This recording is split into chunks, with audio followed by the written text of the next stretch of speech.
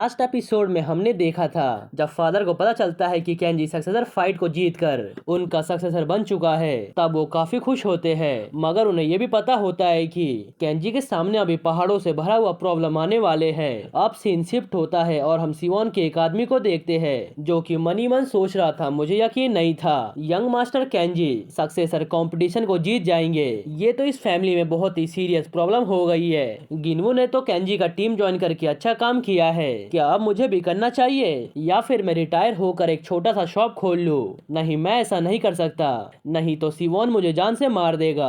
तभी वहाँ पर उसका साथी जोंडू आता है और उससे पूछता है, चैनवू तुम यहाँ पर क्या कर रहे हो और ये बता अभी यंग मास्टर कैसे है? जिस पे चैनवू कहता है अभी कोई सीरियस प्रॉब्लम तो नहीं आई है, मगर आप अपने आप देखोगे तो ये सही रहेगा। ये कहकर वो दरवाजे को ओपन करने लगता है, जिसपे वो आगे जाते हुए कहता है, तुम तो बहुत ज्यादा खुश दिख रहे हो, हल्का संभल के रहना, अगली बार तुम्हें कुछ ना हो जाए। ये सुनकर चैनो के फेस पर हम साफ साफ डर देख पाते हैं। फिर जोंडू उस रूम में जाता है और सबसे छोटे भाई को इमरजेंसी रूम में लेटे हुए देखकर सोचता है, सिवोन अभी इतनी बड़ी प्रॉब्लम चल रही है और तुमने सक्सेसर की पोजीशन को इस छोटे से बच्चे के हाथों में देने का ट्राई किया। किसने सोचा था अचानक से यंग मास्टर केंजी इतने ज्यादा पावरफुल हो जाएंगे? मगर मुझे कैसे भी करके सिवोन को अपने रास्ते से हटाना ही पड़ेगा, उसके बाद मैं उसकी पोजीशन को ले लूंगा। अब मुझे उसके लिए कुछ ऐसा ट्रैप बनाना होगा जिसमें वो आसानी से फंस जाए। अगर मैं अपने आप को सही से प्रिपेयर करके रहूंगा तो मैं उस चांस का यूज सही से कर पाऊंगा। मैं मतलब किम जोंग डू इस अपॉर्चुनिटी का अच्छे से यूज करके रहेगा।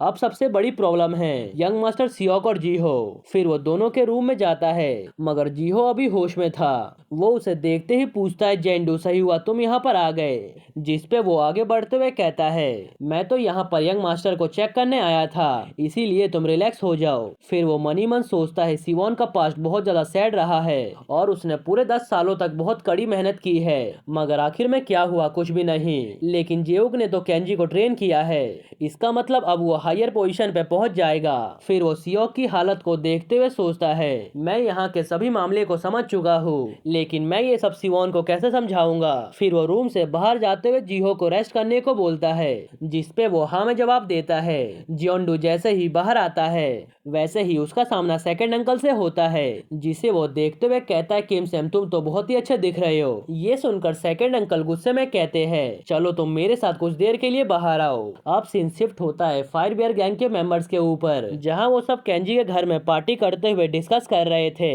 कैसे उन लोगों ने अपने दुश्मनों को पंच किक मार के उनका मुंह तोड़ दिया था। सभी बंदे काफी खुश दिख रहे थे। दूसरी तरफ वॉन और उसकी टीम भी मौसमी का जूस पीते हुए बातें कर रहे थे और वो काफी खुश दिख रहे थे। फिर कुछ मेंबर्स आपस में बात करते हुए कहते हैं, तुम दोनों में से चेयरमैन कौन बनेगा? जिस पे वो दोनों कहते हैं, जिसे बनना होगा वो बन जाएगा, हम तो यहाँ पर साथ में काम करके बहुत ही खुश है। दूसरी तरफ एक बंदा कह रहा था, मुझे और ज्यादा ड्रिंक पास करो, मैं एक हैवी ड्राइवर हूँ। जिस पे उसका साथी कहता है, कोई भी उसे ड्रिंक पास नहीं करेगा, ये पीने के बाद कुछ गलत कर दे तो। दूसरी तरफ योंग म्यूजिन से पूछता है, तुमने लास्ट टाइम किसी लड़की को इम्प्रेस किया था ना?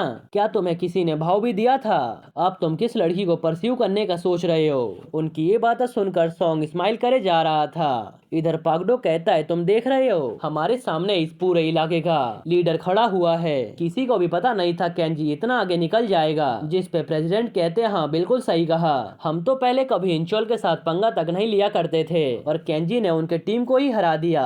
दूसरी तरफ हम केंजी को देखते हैं, जिसके कंधे पर ये जी अपने सिर को रखते हुए कहती है, मुझे ऐसा बिल्कुल भी नहीं लग रहा जैसे मैंने ड्रिंक भी किया है। दूसरी तरफ अंकल्स आपस में बात करते हुए कहते हैं, मुझे पता नहीं था यंग मास्टर आप इतना बड़ा अलायंस भी बनाएंगे और जीत को हासिल करेंगे। जिस पे दूसरे अंकल कहते हैं, अब तो तुम्हें काफी अच्छा फील हो रहा होगा। जिस पे वो कहते हैं, हाँ अब तुम मेरे साथ ऊपर चलो, मुझे तुम्हारे से कुछ बात करना है। ये सुनकर दूसरे अंकल उन्हें फॉलो करने लगते हैं। फिर वो टेरेस पर जाने के बाद कहते हैं, मैंने किम सेंग अंकल को कांटेक्ट कर लिया है। ये सुनकर वो कहते हैं, सही किया तुमने, ऐसा ही अच्छा काम करते रहो। फिर पहले अंकल बोलती है, ये एक बहुत ही एक्स्ट्राऑर्डिनरी सरप्राइज होगा। जिस पे दूसरे अंकल बोलते हैं, सही कहा तुमने, हमारी फैमिली अब पहले से बहुत ज्यादा बड़ी होती जा रही है। वैसे ऐसा क्यों लग रहा है जैसे बच्चे चले गए? फिर वो आगे बढ़ने लगते हैं, जहाँ वो देखते हैं तीन अंकल आपस में बात करते हुए कहते हैं, अब तो जेओ की फैमिली पहले से बहुत ही अमीर हो जाएगी और उनकी स्ट्रेटेजी भी बहुत ज्यादा ज्यादा सक्सेसफुल रही। किसने सोचा था जो यंग मास्टर इतना ज्यादा बेवकूफ हुआ करता था वो एक दिन लीडर बन जाएगा और इतने बड़े अलायंस को क्रिएट करेगा जिस पे दूसरा बोलता है इंसान के असली नेचर के बारे में कोई भी पता नहीं कर सकता है। किसने सोचा था वो 10 साल का बच्चा इतना आगे निकल जाएगा जिस पे दूसरा कहता है ऐसा लग रहा है जैसे जियोक अंकल को स्टार्टिंग से ही पता था केंजी एक ऐसा इंसान है और वो आगे जाकर क्या करेगा। उनकी ये सब बकवास सुनकर दोनों अंकल को गुस्सा आने लगता है। तब एक अंकल दूसरे अंकल को रोकते हुए कहते हैं अभी शांत हो जाओ और उन्हें जाने दो। फिर वो कहते हैं उन्हें जियोक अंकल से मिलवाना होगा। वो सब भी यंग मास्टर के बेबी सीटर बन के बोर हो गए होंगे। उनकी फीलिंग को समझने का ट्राई करो। वो सब भी तो हमारी तरह ही फैमिली का हिस्सा है। जिस पे अंकल हाँ में जवाब देते हैं। फिर वो कहते हैं अब सक्सेसर फाइट खत्म हो चुका है। इसका मतलब जो सबसे बड़ा ह्योंगनिम है वो अपनी चाल चलना शुरू करेगा। इसके लिए अब फायर बियर अलायंस को पहले से ही और बड़ा बनना पड़ेगा और तुम भी अपने स्ट्रेंथ और टेक्निक को और ज्यादा बेटर करने का ट्राई करो। क्या पता हमें कब तुम्हारी जरूरत पड़ जाए। तुम चाकू का यूज भी अच्छे से कर लेते हो। जिसपे वो कहते हैं हाँ मैं समझ गया, मैं बाकियों को भी इम्प्रूव करने को बोल दूंगा। फिर वो दोनों नीचे की तरफ जाने लगते हैं। अब हम नीचे का सीन देखते हैं जहाँ सॉन्ग और गिनवू आर्म रेसलिंग कर रहे थे और जहाँ ज्यादातर लोग गिनवू को सपोर्ट कर रहे थे और कुछ लोग सॉन्ग को। ये सब देखकर अंकल कहते हैं ऐसा लग रहा है जैसे ये सब काफी मजे कर रहे हैं। फिर अंकल सभी को ताली बजाने को बोलते हैं मगर कोई भी उनकी बात नहीं सुनता।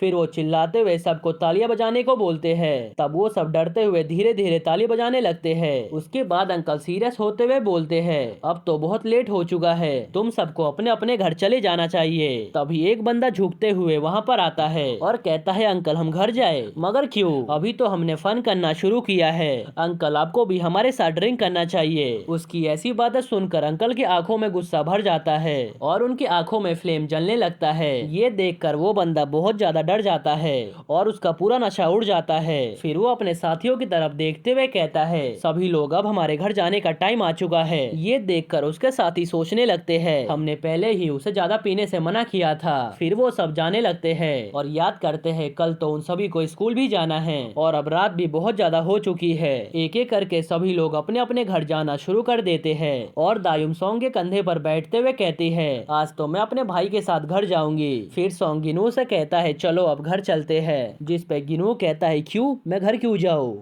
इधर हम गोम को देखते जो कि मस्त बैठकर उसे चिढ़ा रहा था। फिर दायुम कहती है तुम गोम को वॉक के लिए क्यों नहीं ले चलते हो। जिसपे वो पूछता है क्यों, मैं उसे लेकर क्यों जाऊँ। ये सुनकर दायुम कहती है अगर तुम ऐसा करोगे तो मैं तुम्हारे कपड़े 3 दिन तक धोऊंगी। ये सुनकर गिनवू गोम के पास जाने लगता है मगर गोम उसे देखते ही गुस्से में अपने दांत दिखाना शुरू कर देता है। जिसपे गिनवू नीचे बैठते हुए पूछता है क्या तुम मुझसे नफरत करते हो। ये सुनकर गोम फुल तैयार हो जाता है गिनवू को मारने के लिए। जिसपे गिनवू गोम की तरह 4 पैरों पर बैठते हुए कहता है क्यों ना हम साथ में वॉक पर चले। ये देखकर गोम डरते हुए सोचने लगता है ये अजीब सा इंसान कौन है, ये तो इंसान भी नहीं दिखता। तभी अचानक से गोम अच्छे मूड में आ जाता है और वो गिनवू के पीछे जाने लगता है। दूसरी तरफ सॉन्ग केंजी से कहता है अब हम घर चलते हैं और हाँ हमें माफ करना, हमने तुम्हारे येजी के साथ बिताने वाले टाइम को वेस्ट कर दिया। जिसपे केंजी हैरानी से कहता है मगर हमने तो बहुत सारा बात किया है।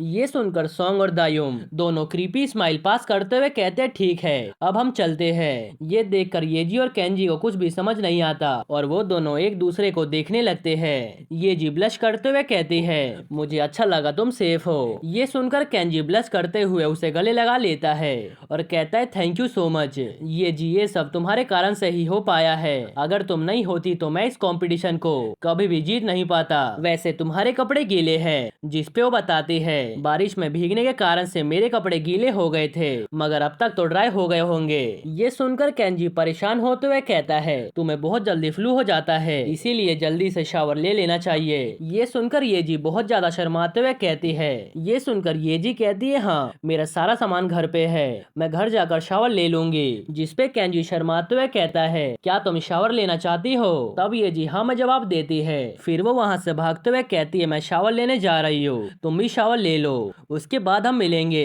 जिस पे केंजी उसे बाय करते हुए कहता है ठीक है, बाद में मिलते हैं। उसके बाद वो दोनों सोचने लगते हैं अब मैं क्या करूँ, घर पर सिर्फ मैं और येजी है, मेरा हार्ट बीट तो बहुत ज्यादा तेज हो रहा है, मुझे शांत रहना चाहिए, कुछ भी नहीं होगा। फिर वो बहुत ज्यादा शर्माते हुए सोचता है मुझे अपने बच्चों का नाम सोच लेना चाहिए। और इसी के साथ ये एपिसोड यहीं पर खत्म होता है। और हाँ, मैंने अपने मेन चैनल पर एक नया मानवा स्टार्ट किया है, तो तुम सब चाहो तो उसे देख सकते हो, मैं उसका लिंक अपने डिस्क्रिप्शन में डाल दूंगा। ओके, तो मिलते हैं नेक्स्ट एपिसोड में। एनीवेज, अगर आपको ये वीडियो थोड़ा सा भी पसंद आया हो तो प्लीज वीडियो को लाइक कर देना, और हाँ, सब्सक्राइब करना मत भूलना।